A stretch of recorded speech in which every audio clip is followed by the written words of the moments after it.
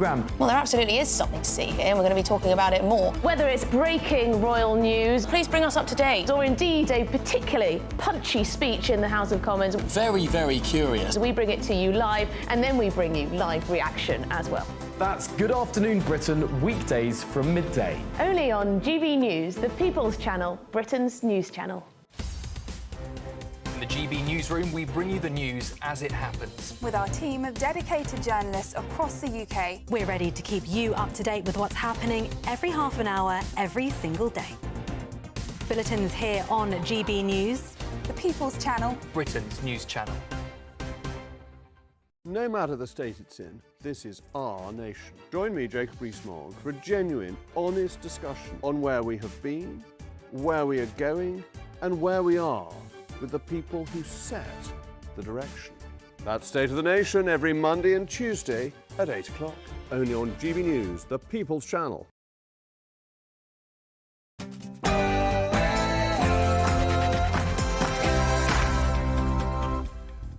Good evening and welcome to Patrick Christys Tonight, late edition. Breaking tonight. The ayes to the right, 335. The noes to the left, 260. So the ayes have it, unlocked. Absolute humiliation for the government. By the skin of their teeth, the government's welfare bill has survived. But look, 49 Labour MPs rebelled, including this guy. This is crazy, man. This is outrageous, man. Yeah, get ready for tax rises. Get ready for something else as well, because those are the steps outside a courtroom in New York where the jury has reached a partial verdict in the Sean Diddy Combs trial that has gripped the world. I will bring that to you live in just a moment. Meanwhile, today marks the 20,000th milestone of illegal migrants crossing the Channel, but President Trump has a remarkable idea. We're going to teach them how to run away from an alligator, okay, if they escape prison. OK, so it's unconventional, but President Trump has opened Alligator Alcatraz, where illegal migrants will be put in maximum security facilities surrounded by a moat full of alligators so they can't escape. Would you fancy a bit of that here? Maybe you would.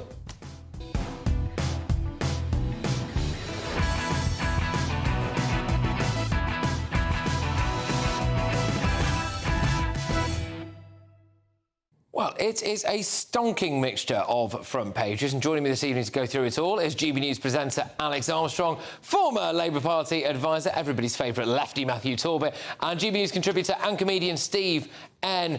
Allen. Loads to go at, but first, let's get your news with Aaron Armstrong.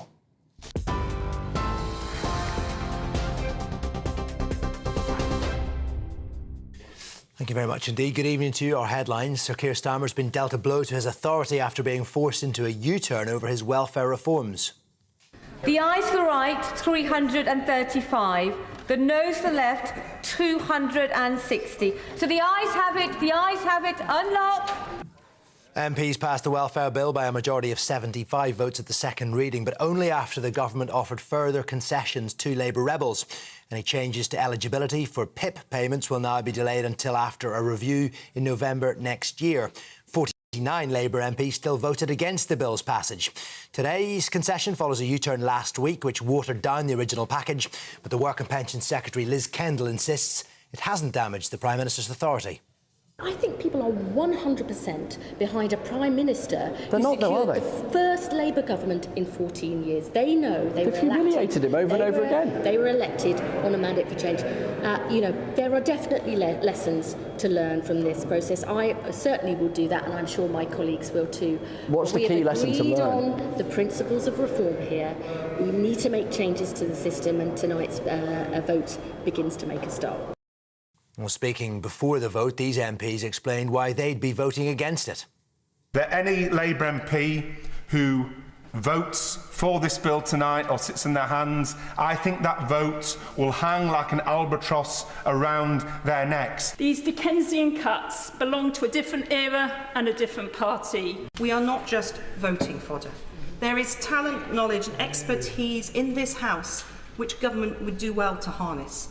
So it is with a heavy, broken heart that I will be voting against this bill today. 7-year-old girl who died after a tree collapsed at a park in Essex has been named as Leona Ruka from Dagenham. Emergency services were called at Chalkwell Park in Southend on Saturday when several children became trapped. One remains in a critical condition. Leona's family have described her as the light in their lives. A jury has reached a partial verdict on several counts in the Sean Diddy Combs trial. An announcement is expected very shortly. It follows a 7-week trial during which 2 of the music mogul's former girlfriends testified that he physically and sexually abused them. Live shots here from outside the court in New York. The judge says the jury's reached a verdict on the 2 counts each of sex trafficking and transportation to engage in prostitution that Combs faces. But the jury has not been able to reach a verdict on racketeering conspiracy. We'll bring that to you here as soon as we get it. Well, finally, the UK experienced its hottest day of the year on Tuesday. A temperature of 34.7 degrees was recorded at St James's Park in central London. The Met Office said last month was the warmest June on record in England. Temperatures, though, are expected to cool down across the UK on Wednesday. Good news for most, although Europe continues to face extreme heat. Wildfires continue to rage in Turkey. Those are your headlines. That's it from me. Now it's back to Patrick. For the very latest GB News direct to your smartphone, sign up to News Alerts by scanning the QR code or go to gbnews.com/alerts.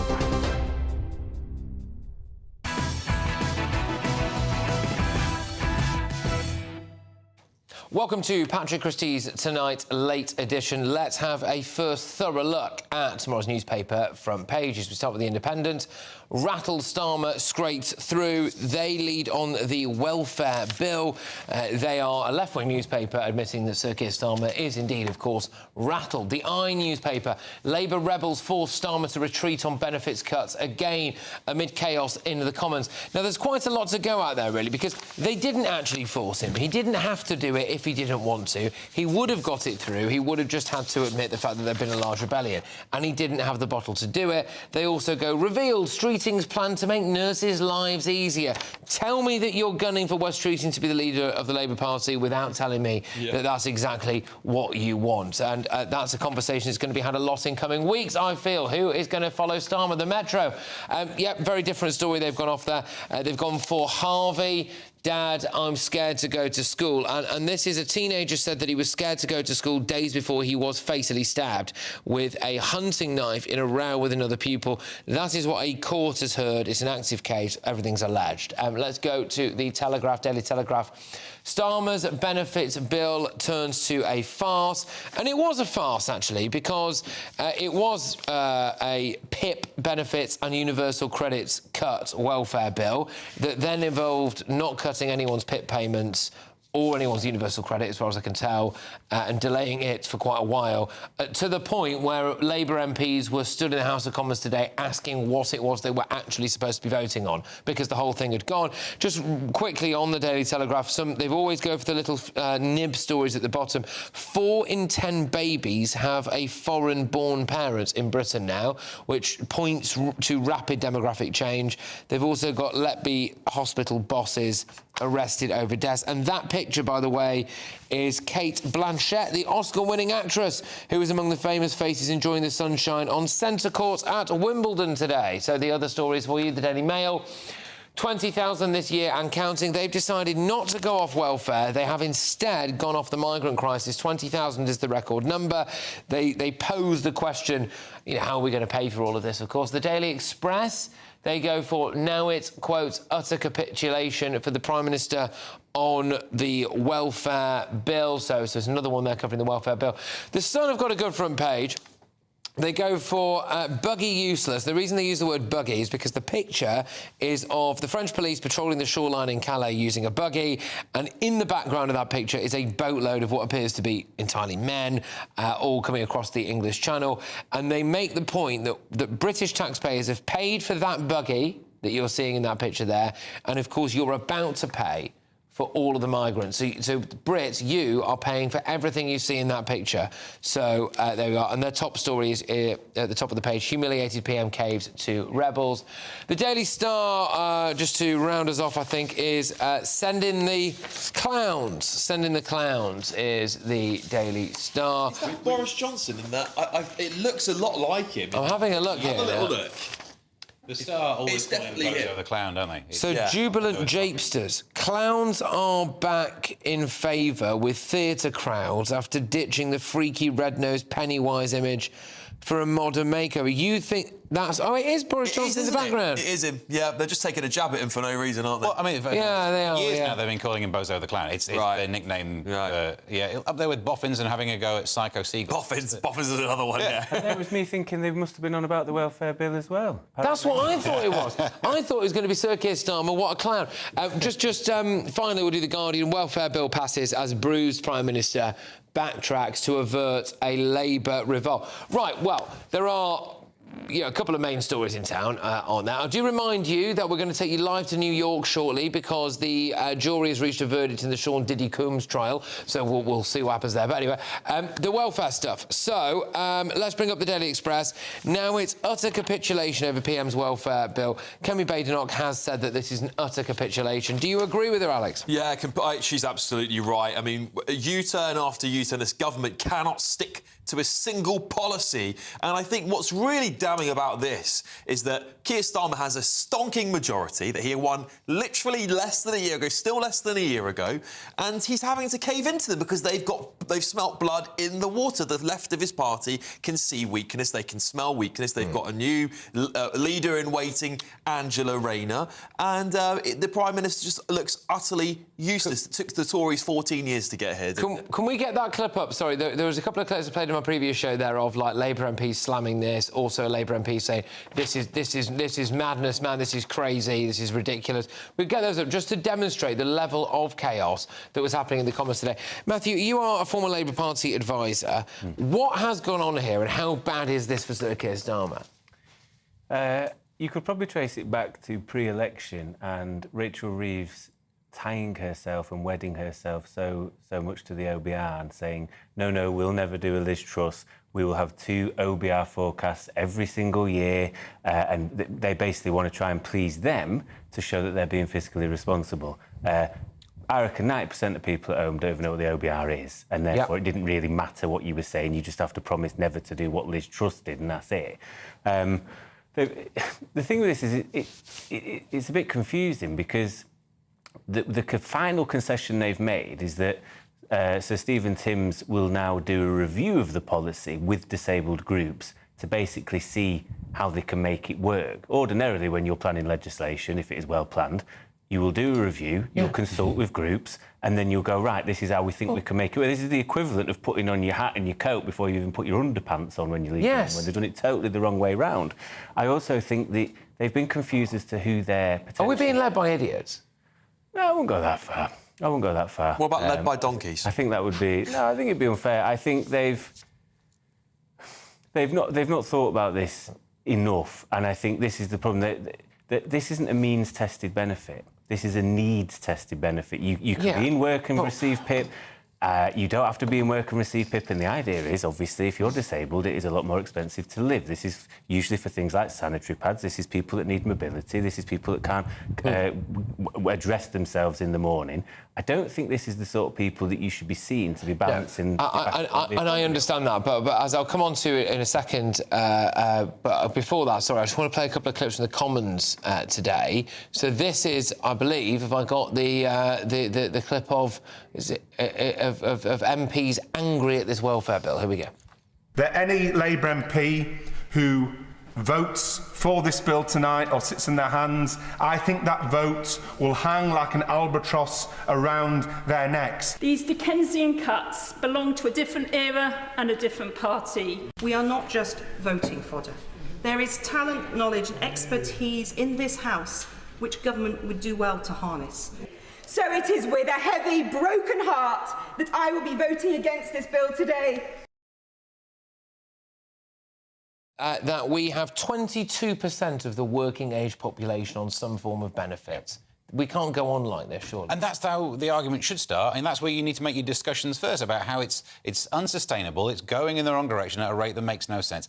I don't really know if we're that much more mentally ill than we used to be a few decades ago. I mean, when an increase happens, it's either because more people have it or we're better at detecting it. And I do think we've talked about mental health so much now that that's fine to talk about it, but does it necessarily mean then you need to get some sort of governmental help? That's the problem right there. When you say, are we being led by idiots? Look, that might be a harsh description, but I think a lovely metaphor for what's happened with this particular story. I saw this clip on social media of a man who was trying to get a post out the ground, and the top bit broke off because it was so in the ground that he fell forward and ended up sticking himself the bottom part of the post up his own bottom. And that very much feels like what they've managed to do politically. U-turns. U-turns can be done well. Somehow this Labour Party have managed to do the worst version of a U-turn. The one that goes up your backside. Which, I mean, that's not how I'd do a U-turn. Andy Burnham called it half a U-turn earlier on, which is just turning right, isn't it? Which actually is another accusation you can make against Keir Starmer. Or turning far left, perhaps, as well, because the Corbynists clearly have taken over, haven't they? But they're running the shop. Well, it's kind of yes and no. They're not left. They're not Corbynists. Well, who are these lot then? This is the soft left. This isn't all actually left at all. I think what you have to remember is there's an element of self-preservation about some MPs. I saw data last week. I've got a whole Excel spreadsheet that shows that 50 MPs have majority smaller than the PIP claimant count in their constituency. Yes. Now, that's 'cause the if PIP you claimant were count's so to big. extrapolate that data and potentially two people in those people's lives were influenced by that, Labour would lose 280 seats. Right, but this is it. But I'm sorry, Labour Labour have courted certain cohorts over the years. Some of those cohorts are things like the British Pakistani community and the Gaza gang. And now they're trapped because they can't be seen to go against them, puts them in a squiffy situation. The other people that they have courted are, and I'm sorry to say this, the lazy and the feckless. They have people who are willing to just stick their hand out and be on benefits. There are plenty of people who should be on benefits and deserve to be on benefits and need to be on benefits. I'm not having a go at those people. I'm having a go at people who are the lazy and the feckless and like to blame everything on the rich and all of this stuff. And Labour's courted those people. And now, when we need serious reform in this country, they can't do anything about it because they've got so many voters who are the lazy and the feckless, and they'll be out on the backside. What do we see before the election? Promises, promises, promises. The WASPy women got a promise, didn't they? The pensioners got a promise. Everyone got a promise that they'd spend money to help them. And look what's happened. They've spent all the money, not helped a single person. They've had to U-turn on the people that they've betrayed, and now they're in a total kerfuffle because they've got no ideology to follow through to and no manifesto pledges left to commit to. Just, Steve, just to round off this particular topic, you know, we showed you the Daily Express earlier, it's a right-wing newspaper. We've got the Guardian, which is a left-wing newspaper, on your screens at the moment. Both of them really getting stuck into Keir Starmer over this. Welfare bill passes as Bruce PM backtracks to avert Labour revolt. I mean, left and right think he's toast, don't they? Because it's one of those good idea but terrible execution, really did not nail the landing. The post went up the bottom. That's the kind of landing we're talking about. Because you can have that discussion about how much money should be spent in this. If it's unsustainable, there's no point saying you've got to do it forever. But this was the wrong first move. PIP. The discussion started talking about getting people back into work, and then we try and cut PIP, which is not going to get people back into work. That's not the right area. It's not even an out-of-work benefit. Look, taxes are going up. Taxes are going to have to go up. It's cost us about £5 billion. Kevin Schofield, who's a left-wing journalist who writes for the Huffington Post, says, after the welfare climbed down, one Labour MP was heard saying, I don't understand why this means tax rises. It's only a few £1 billion. So there you go. We are where we are, as they say in middle management. Right, let's whiz ourselves on to two more front pages, because we're going to focus in on the Daily Mail. Both the Daily Mail and the Sun have chosen not to go off welfare reforms. They've gone off the migrant crisis. The Daily Mail, specifically in this case, have gone for smashing the gang's latest. A year after Starmer became PM and scrapped Rwanda, 879 crossed the channel on Monday. The 6-month total is a record high.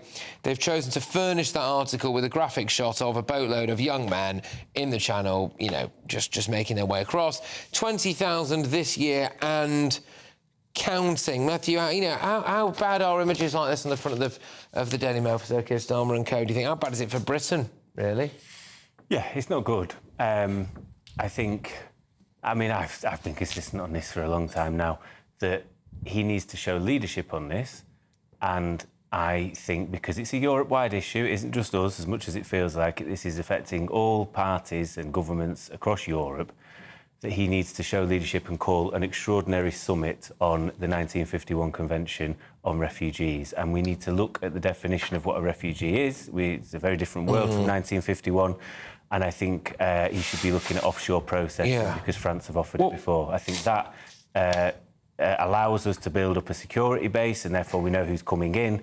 But also it nullifies the reform sector because people aren't crossing the Well, one thing I do find interesting, if we could very quickly do this, is bring a copy of The Sun up, right, is that The Sun, its former editor, Kelvin Mackenzie, now very much of this parish, made a great point on Twitter, X, which is that for a long time The Sun actually swerved illegal migrant stories on the front page, and he thought that there was a commercial decision behind that potentially they didn't want to scare off advertisers by relentlessly talking about illegal immigrants in a way that clearly I remain unbothered by, however.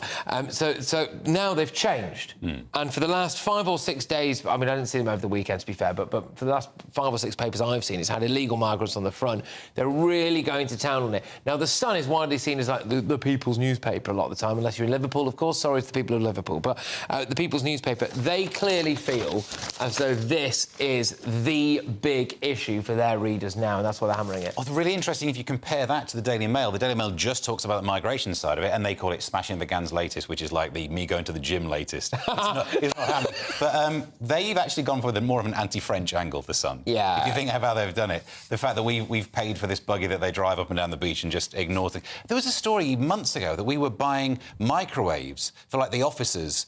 These are the French. They are not going to microwave food. Yeah. That's a worse waste of money than this thing. Yeah, no, indeed. I mean, they'll also have a glass of wine with lunch, to be fair, as well. Alex, sorry, we're going to have to move on, I'm afraid, my good man, because I'm going to take you live now to New York. New York, yes, there it is. The steps of that courtroom. Inside that courtroom, there is a jury, and that jury has reached a partial verdict in the trial of Sean Diddy Combs. It's the trial of the century. I'm going to take you stateside in just a moment to somebody who is in America, who's going to be telling us exactly what is going on. So we'll talk about that and the story as well. 4 in 10 babies in Britain are now born to a foreign-born parent. What does that mean for Britain? Stay tuned.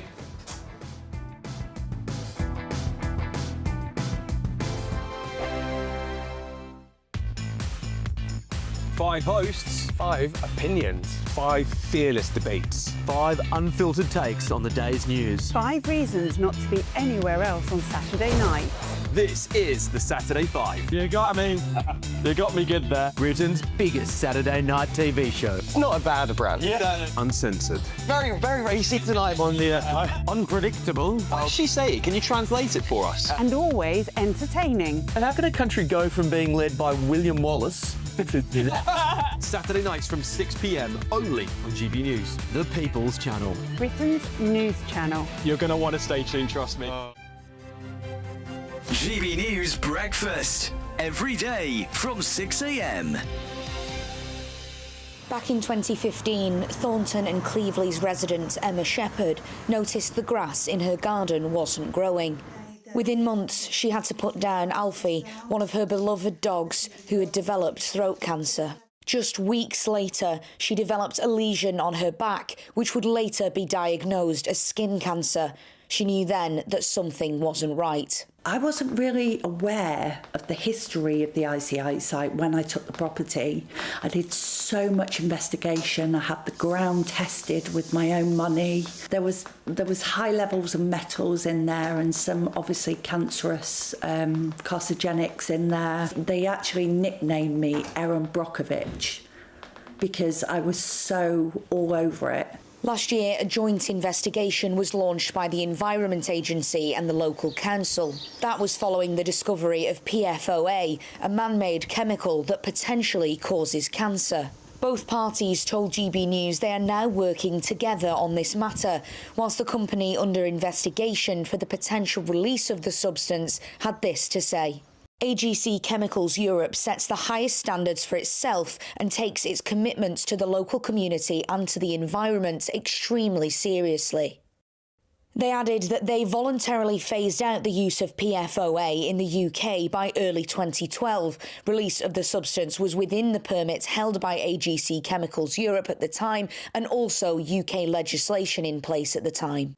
And yet, 2 months ago, residents within a kilometre of the site received this letter from the council, advising them not to consume anything grown in their gardens due to potential PFOA contamination. GB News, the People's Channel.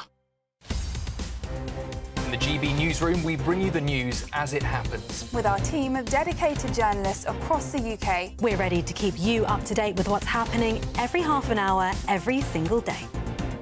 Bulletins here on GB News, the People's Channel, Britain's news channel.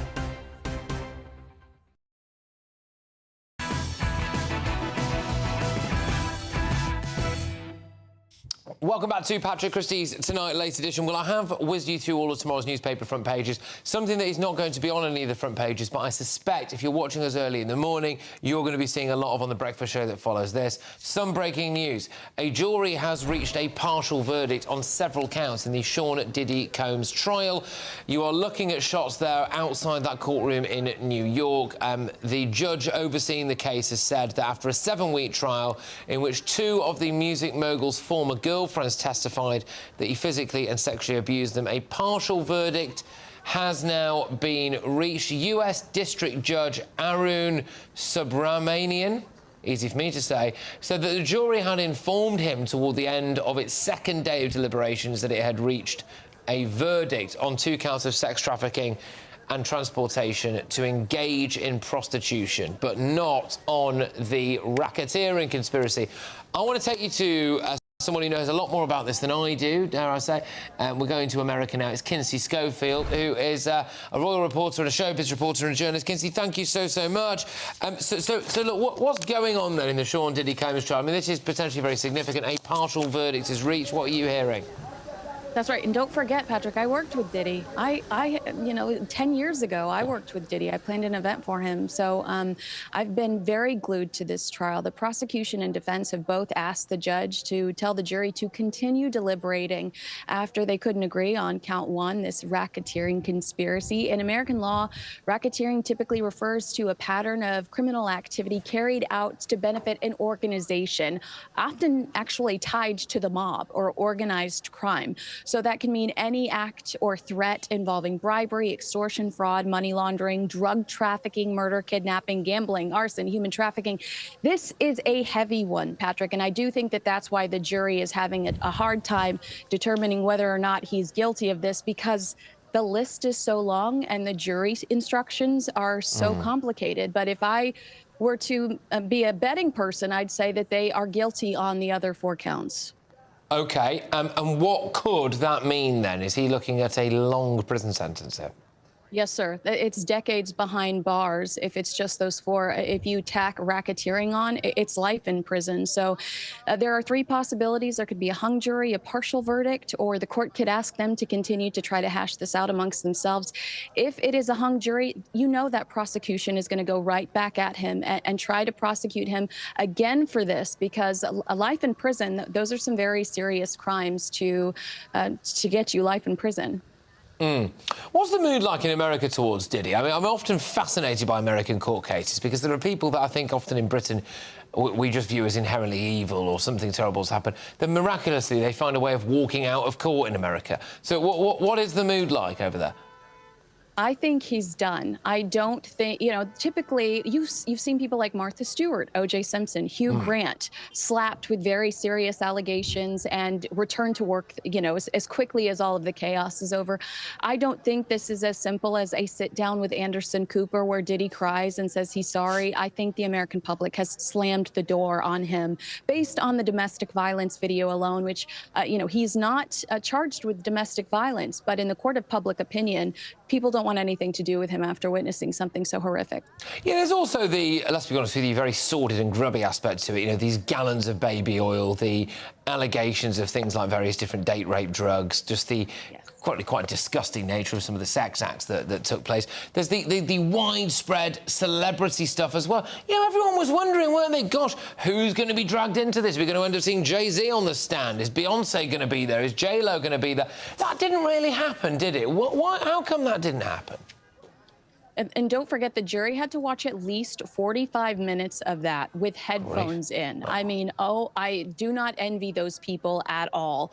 What happened to the celebrity stuff? I don't know. I think that the defense probably did a really good job of protecting those people because, you know, you never know when you're going to have to represent them in the future. And sorry to ask you this, I skirted over this earlier. You organised an event for Diddy. What was... For Ciroc Vodka, yeah, it was for Ciroc Vodka, which was a alcohol company he had, and it was in Cabo San Lucas, where he invited, I think his wife Kim was at the event, and his friends and family, and nothing nasty took place. I was mic'd, and a camera followed me the entire time, so I was well protected. Yes, I would have thought. I never would have thought that you'd be involved in anything like that, Kirsty. Thank you very, very much. Tremendous to have you on the show, and thank you for your insight. We watch this space. Kirsty Schofield there, royal reporter, showbiz reporter, journalist.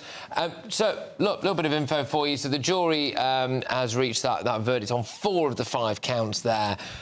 This has been one of the more sensational stories, Steve, of recent times. They come around every day. It reminds me so much of what it was like following the news when there was the Michael Jackson trial, which shows my age, doesn't it? But there's something. It's like the film Cable Guy, where there's in the background there's the B plot of the trial that just somehow underpins the rest of the story, and it's that you just keep looking at it, going like, these celebrities aren't like us, are they? Yeah. I've never been invited to a freak out, whatever the thing's called. You couldn't even have freak off. Freak off. Yeah, there you go. Well done, Steve, by the way, because that's what someone who had been to a freak off would say. Thank you. So I guess I'm not going to have to be called to the stand anymore. So that's all right. Yeah. I don't know what you do with that much baby oil. It makes no sense. But then again, I mean, surely if what you were trying to do is like not let people get away from you, baby oil's exactly the wrong thing. Half of them could have just luged their way down the corridor. Doesn't like friction, does he? Yeah.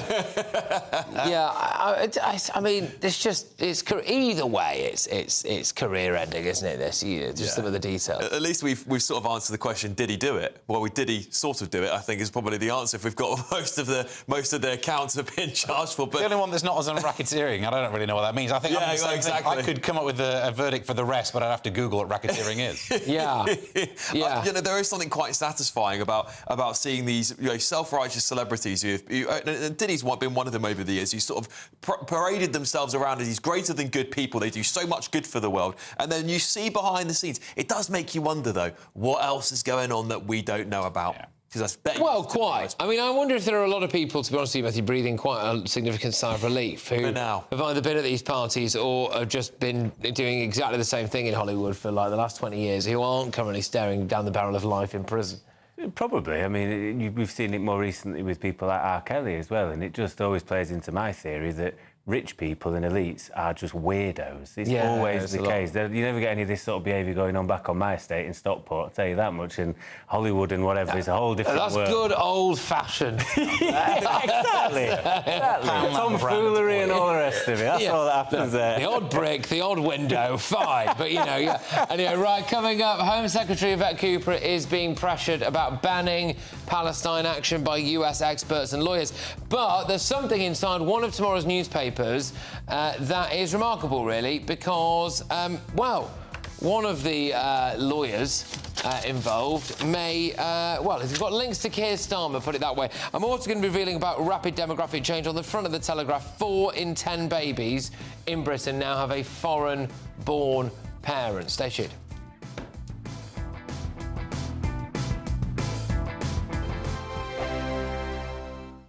Hello again, very good evening to you. This is your GB News weather update from the Met Office. If you're in the southeast, then it is going to be another very warm and humid night ahead, but things are turning fresher. The high pressure that's brought all the settled weather recently and led to some very high temperatures, that's now clearing away towards the east, and in its wake we are seeing some various frontal systems making their way in. So as a result, as we go through the end of today and overnight, quite a bit of cloud across many eastern parts of Scotland and down the eastern side of England, some outbreaks of rain too, even some rain pushing into the far southeast. Further west, a drier, clearer night, a bit fresher here. Meanwhile, in the east, like I said at the start, still very warm and humid, albeit perhaps not quite as warm as it was last night. Then, as we go through tomorrow, a few showery bursts across parts of the southeast. These are likely to turn a bit heavier, maybe even thundery later. Down the eastern side of the UK, it is going to be a cloudy and at times wet start. Some of the rain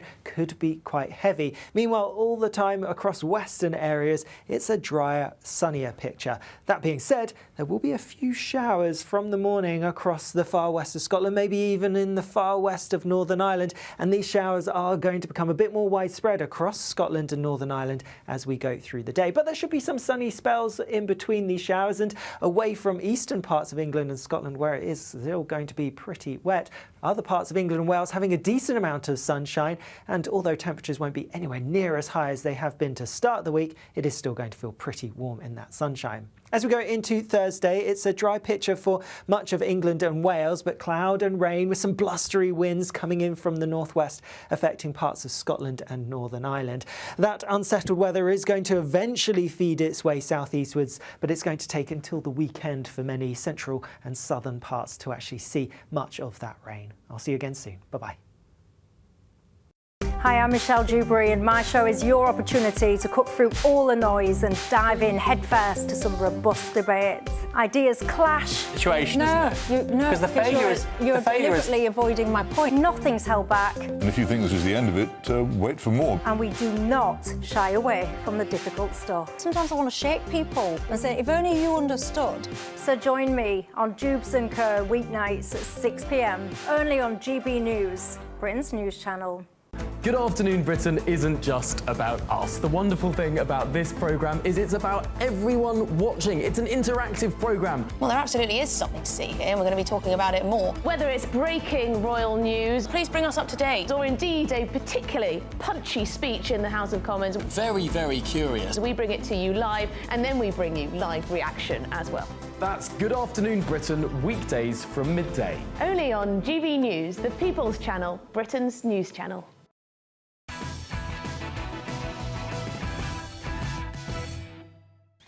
OK, welcome back to Patrick Christys Tonight Late Edition. So let's get stuck into what's on the front page and of the Daily Telegraph. It's 4 in 10 babies have a foreign-born parent. So I'll read you some more detail. A total of 40.4% of live births in 2024 were to families with at least one parent not from the UK. That's up from 35.1% in 2021. This is all official stats. It's from the Office of National Statistics. In 5 local authority areas, foreign-born parents were involved in 80% of births or more. The figures on this are pretty stark and indicate, Alex, rapid demographic change in Britain. Yeah, and who's most recently to blame for that? The Tories. This is the Boris wave we're talking about here. Let's get real.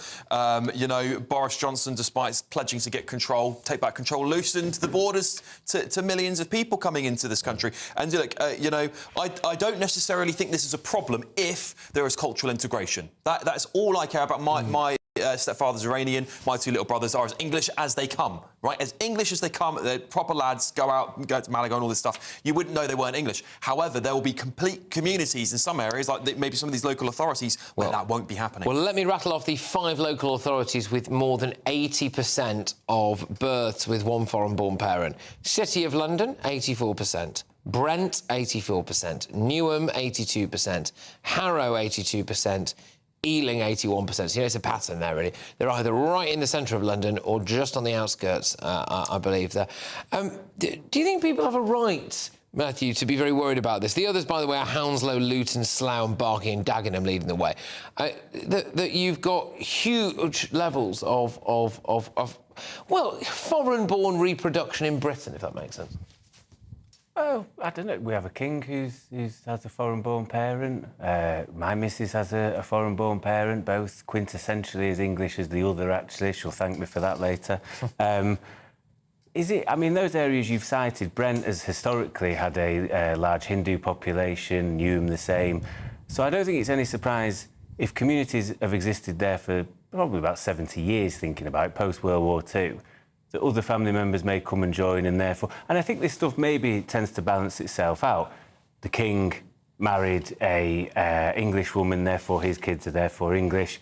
the same will happen with me and my partner. Our kids will be English, despite her parents, one parent being foreign-born, the other being of mixed heritage. I struggle to get het up about this sort of stuff, because the thing is, foreign-born is very broad as well. I know what most people at home think. This is all sorts of different nationalities. This isn't just, you know, those that aren't as culturally similar to us and stuff like that. I mean, I think we can tell from those areas that the overwhelming majority of them will be from the Middle East or Africa. And Harrow, particularly India. I was born and bred in Harrow. Yeah, I was going to say, Newham, more than likely Pakistani. Yeah. Brent is largely Indian. Harrow will be the same as you point out. Ealing is a massive Indian population. I think the largest Hindu constituency in the country. Luton's up there, Slough, for Luton example. would be Pakistani. Yeah, exactly. But look, I suppose the question here is, you know, do you have a right, Steve, to look at that and think, gosh, Britain might not, quote-unquote, look that much like Britain going forward? Or is that just a bit racist? Do you know what? There's loads to unpack. We don't have enough details, because you're saying if it's just one parent, then that is a quick route to cultural integration. It would be nice to know the stats if it were both parents, which I imagine makes it slower to try and get that cultural, the step to cultural integration that you talked about. You're right about blaming Boris as well, and it said, like, some areas, 80% of births had one foreign-born parent. Of course, Boris Johnson is foreign-born and has been involved in 80% of births. So we definitely got to the bottom of that one. But no, I think it is OK to ask the question, is there something to worry about here, without the question being deemed racist? Yeah. Your answer might be, you know, if you ask that and go, well, of course, because I prefer it back in the old days when whatever. But the question's valid because you want to know about integration. It's absolutely right. There's not. Listen, we've got to get away from people calling everything racist that feels uncomfortable, because we do need to have these honest conversations, because there are whole areas, when we reported on this at GBNews not that long ago, schools where there are 0 white British kids, and I think that is a problem. People might call that racism, but I think that's a problem. It's also because these people are breeding more than we Brits. A bit like the other story is we don't have replacement rate. And that's a story, that's a cracking story in itself, because, again, what are the figures when it comes to things like benefits? What are the figures on all of that? I don't know, but there's an issue there with birth rate in this country. Let's just move on. We're not going to have a huge amount of time for this, but this is in tomorrow's Guardian newspaper, and it's the Home Secretary who's coming under increasing pressure to abandon plans to ban Palestine action. Now, this is UN experts and hundreds of lawyers warning that prescribing the group would conflate protest and terrorism. But it gets worse, this. In 2 separate letters to Yvette Cooper, the Network for Police Monitoring Lawyers Group and this is the important one, the Haldane Society of Socialist Lawyers said that prescribing the group would set a dangerous precedent. Now, Prime Minister Keir Starmer was the secretary of the Haldane Society of Socialist Lawyers during the 1990s. Matthew, I'll bring you in on this. This is yet another mess that Keir Starmer has been on the wrong side of, isn't it, at some point in his life. He's associated with a group of people who are basically, I would argue, not acting in traditional British interests. Yeah, I mean, I think 2003, he successfully defended a group that did very similar when the Iraq War was on, and they got off on the sense of, I think the ruling said that they had a genuine fear that war crimes may be committed in Keir Starmer. He said it was the cab rank rule, but obviously there is a link there. I don't know about whether it'll increase protest and terrorism. My thing with this is, it felt like a knee-jerk reaction to essentially Twitter outrage. And the reason I worry about prescription of groups that we may not agree with, which is essentially what it is, and maybe national security, etc., we don't even prescribe the IRGC, who aren't terrorists. Yeah, that's ridiculous. And who have proxies willing to harm all of us in the West, but will prescribe essentially what I see as a lot of posh lefties. It's like Extinction Rebellion. I remember Priti Patel's Home Secretary put them on a terrorist list and named them as extremists. And I just think they're annoying. I don't know, I think it's... Are they going to harm British people? It's another group that Starmer's associated with that, shock horror, has decided to come down on the side of, I would argue, Britain's enemies. Yeah, look, I mean, I don't know whether Keir Starmer can do anything right. I mean, he just seems to have flip-flopped his way into being Prime Minister. He'll probably come out and say, oh, you know, it was my history and I don't some nonsense. But you know what? I think it does show that the Prime Minister did have an ideology, at least at one point in time. But is he really a socialist now? I don't think he is. I think he's trying to be a Blairist. I think he's going to end up, when all's said and done, which might be quite soon, and recognise that he's got no mates. Yeah. Because he didn't stick to anything. He didn't stick to core beliefs, didn't stick to anything, and he's alienated himself from everyone who used to like him. But anyway, coming up, President Donald Trump has a plan for illegal migrants, and it involves alligators. This is Patrick Christys Tonight, late edition.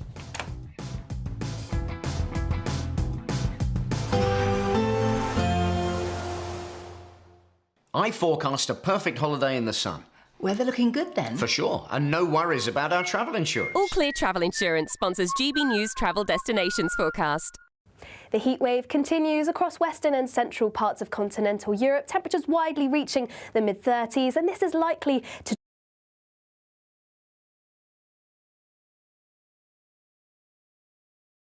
This could bring some quite intense hail, frequent lightning and also some gusty winds. But across southern parts of Italy, parts of Greece, it should remain mostly settled. Plenty of intense sunshine continuing as we head into the weekend and temperatures widely remaining in the mid-30s. All Clear Travel Insurance sponsors GBNews travel destinations forecast. This is Britain's Newsroom, where your voice matters. It's just astonishing. With expert analysis and honest opinion, we don't just keep you informed. We bring you unique perspectives you won't see anywhere else. Can't argue with any of that. When the news happens, it happens here. On Britain's Newsroom, weekdays from 9:30 a.m. Only on GB News. You want to know what's really going on in the corridors of power? Labour don't know what to do with you half the time, and that makes you quite lethal in the chamber. Get behind the headlines with Chopper's political podcast. Join me, Christopher Hope, as I sit down with the great and the good of British politics. We'll see where this ruling takes us. These are the stories shaping our nation. Chopper's political podcast, available now on all platforms. Listen in and stay ahead. Westminster's full of talk, but out here, it's the real world. Am I allowed to talk No, now? that's it. This is where it matters, real people and real lives. That's what politics is all about. In fact, has Trump made a good start? No. Straight answers, no spin, and just a couple of pints. How many fingers have I got up? About 10. So join me for Lee Anderson's Real World every Friday at 7 p.m, only on GB News. The People's Channel, Britain's news channel. Hi, I'm Michelle Dewberry, and my show is your opportunity to cut through all the noise and dive in headfirst to some robust debates. Ideas clash. Situation, No, Because the failure is... You're deliberately avoiding my point. Nothing's held back. And if you think this is the end of it, wait for more. And we do not shy away from the difficult stuff. Sometimes I want to shake people and say, if only you understood. So join me on Dubes & Co. weeknights at 6 p.m, only on GB News, Britain's news channel. Good Afternoon Britain isn't just about us. The wonderful thing about this programme is it's about everyone watching. It's an interactive programme. Well, there absolutely is something to see here, and we're going to be talking about it more. Whether it's breaking royal news, please bring us up to date, or indeed a particularly punchy speech in the House of Commons. Very, very curious. We bring it to you live, and then we bring you live reaction as well. That's Good Afternoon Britain, weekdays from midday. Only on GB News, the People's Channel, Britain's news channel. 5 hosts, 5 opinions, 5 fearless debates, 5 unfiltered takes on the day's news. 5 reasons not to be anywhere else on Saturday night. This is the Saturday 5. You got me good there. Britain's biggest Saturday night TV show. It's not a bad brand. Yeah. Uncensored. Very, very racy tonight on the... Unpredictable. What did she say? Can you translate it for us? And always entertaining. And how can a country go from being led by William Wallace to Saturday nights from 6 p.m, only on GB News, the People's Channel. Britain's news channel. You're going to want to stay tuned, trust me. All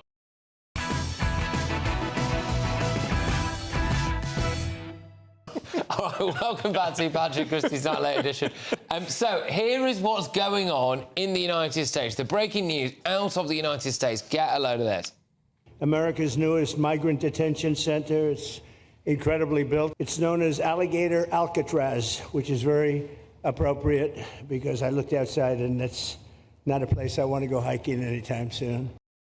So President Trump's announced a migrant fortress policed by alligators and that was built in just 8 days. The US president even had some advice for future inmates. They're fast, but alligators, we're going to teach them how to run away from an alligator, okay? If they escape prison. How to run away. Don't run in a straight line. Run like this. And you know what? Your chances go up about 1%. It's 50 miles west of Miami. The prison is designed to house up to 5,000 migrants and will cost an estimated $450 million a year to run. Do we need to take a page out of the Trump playbook? Very quickly, I'm going to take you to New York again, I believe, because we've got Stefano Forte, the New York Young Republican Club president. Thank you very much. Sorry we haven't got much time, but get straight to the point here. Alligator Alcatraz, good idea? Alligator Alcatraz is a fantastic idea. I think that President Trump is employing what he always employs. This is a tactic, number one. We're keeping these migrants away from large places, cities. We have this 40 miles, I believe, away from Miami. And second off, this is a deterrent. No migrant is going to want to jump over the border or overstay their visa if they know that they're going to be spending the night with some alligators and some pythons, okay? This is not what the Democrats did. This is a totally different playbook. If you come to this country illegally, we are protecting our national sovereignty. You're going to Alligator Alcatraz. We're not putting you in luxury housing. Yeah, I mean, it's a deterrent. And just to be clear again, what has President Trump done so far for clamping down on illegal immigration? Absolutely. He's going after the worst of the worst. These are people that should not be in our country, gang members. And it just pulls the Democrats even more into the spotlight when they're defending people that are part of these cartels and dangerous organizations. President Trump is making sure that not only our law and order is protected, but our national sovereignty is protected. We are a people with a language and a border, and President Trump is enforcing that. OK, so genuinely, this thing is just a massive site with a load of beds where people will be housed until they're deported, and surrounding it is a load of alligators. Absolutely. It's cost effective, and we're using the environment to our benefit.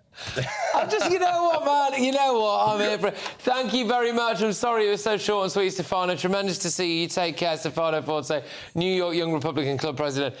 I love it.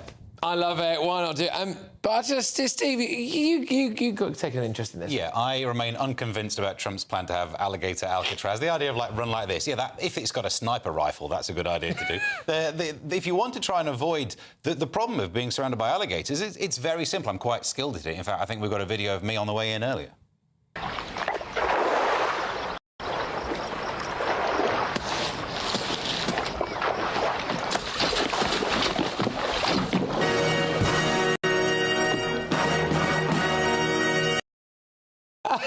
That's how you do it. Problem solved. All that effort Trump went to for nothing. For nothing. You can just hop over the alligators. I mean, it's a deterrent. It's bloody brilliant, excuse my language. It is absolutely fantastic. I don't know what version of it would be. I actually think it would be a Patrick Christys processing centre. And little Patrick Christys surround the prison with cameras. None of them are going anywhere. But we don't have the temperature. That'd be the UK's we don't have version. the temperature for reptiles. They do nothing all day. They'd be too cold. Ah, be fine. So you don't like it?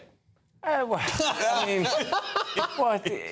what's this, Jungle Book? Like, this is his answer? And the thing is, the thing I take umbrage with is the fact he's going after the worst of the worst. You know, we've got Venezuelan hairdressers and university students. I mean, look at what they did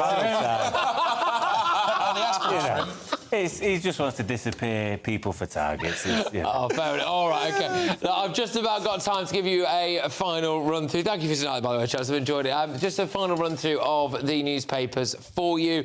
If you're watching in the morning, breakfast will be all over this, so you'll get a heads-up on that. Let's start with The Independent. The Independent has gone for rattle Starmer scrapes through. This is about benefits and welfare and that massive U-turn. I suspect very much that Eamon and Ellie will be getting stuck into this tomorrow morning, so watch out for that.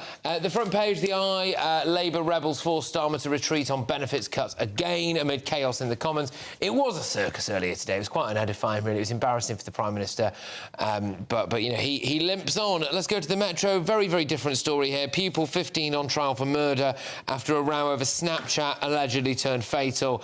They've got the quote there that apparently the lad who was was basically stabbed to death, told his dad that he was scared to go into school. It's a kind of harrowing story, really. The Daily Telegraph, they have, as always, a collection of newspaper stories. Starmer benefits bill turns into farce is their big one. They've also got a story about the demographic change. Lucy Letby as well, they go with, and the fact that 3 people who worked at her old hospital have been arrested. The Daily Mail, 20,000 this year and counting. That's the illegal migrants. The Daily Express, now it's an utter capitulation for the Prime Minister's welfare bill. That is a quote from Kemi Badenoch, the Tory leader. The Sun have got buggy useless, a picture of the French in buggies on a beach in Calais, which you, the British taxpayer, are paying for, with a boatload of illegal migrant men in the background, which you, again, the British taxpayer, are paying for. The Daily Star, send in the clowns. This is not, I believe, a pun. I think genuinely just clowns are making a comeback. And the Guardian welfare bill passes as Bruce PM backtracks. Right, thank you very much, everybody. That is all we have time for. Thank you, everyone. I will be back tomorrow at 9 p.m. It's over to breakfast now if you're watching us in the morning. Take it easy.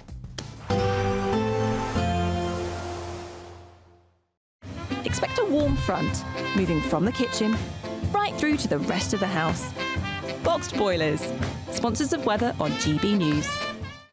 Hello again, very good evening to you. This is your GB News weather update from the Met Office. If you're in the southeast, then it is going to be another very warm and humid night ahead, but things are turning fresher. The high pressure that's brought all the settled weather recently and led to some very high temperatures, that's now clearing away towards the east, and in its wake we are seeing some various frontal systems making their way in. So as a result, as we go through the end of today and overnight, quite a bit of cloud across many eastern parts of Scotland and down the eastern side of England, some outbreaks of rain too, even some rain pushing into the far southeast. Further west, a drier, clearer night, a bit fresher here. Meanwhile, in the east, like I said at the start, still very warm and humid, albeit perhaps not quite as warm as it was last night. Then, as we go through tomorrow, a few showery bursts across parts of the southeast. These are likely to turn a bit heavier, maybe even thundery later. Down the eastern side of the UK, it is going to be a cloudy and at times wet start. Some of the rain could be quite heavy. Meanwhile, all the time across western areas, it's a drier, sunnier picture. That being said, there will be a few showers from the morning across the far west of Scotland, maybe even in the far west of Northern Ireland, and these showers are going to become a bit more widespread across Scotland and Northern Ireland as we go through the day. But there should be some sunny spells in between these showers and away from eastern parts of England and Scotland, where it is still going to be pretty wet. Other parts of England and Wales having a decent amount of sunshine, and although temperatures won't be anywhere near as high as they have been to start the week, it is still going to feel pretty warm in that sunshine. As we go into Thursday, it's a dry picture for much of England and Wales, but cloud and rain with some blustery winds coming in from the northwest, affecting parts of Scotland and Northern Ireland. That unsettled weather is going to eventually feed its way southeastwards, but it's going to take until the weekend for many central and southern parts to actually see much of that rain. I'll see you again soon. Bye-bye. Expect a warm front, moving from the kitchen right through to the rest of the house. Boxed Boilers, sponsors of weather on GB News. Imagine having an extra £1,000 to spend each week for an entire year. £54,321 in tax-free cash could be yours. Cash to spend however you like. £54,321 in cash could be landing in your bank account this year. For another chance to win £54,321 cash, text cash to 63225. One entry costs £2.50 plus one standard network rate message. Or text bonus to 63225. 5 entries cost £5 plus one standard network rate message. Go to gbnews.com/win. Entries start at £2.50. Call 0903 686 3232. Calls cost £2.50 plus your network access charge. Or post your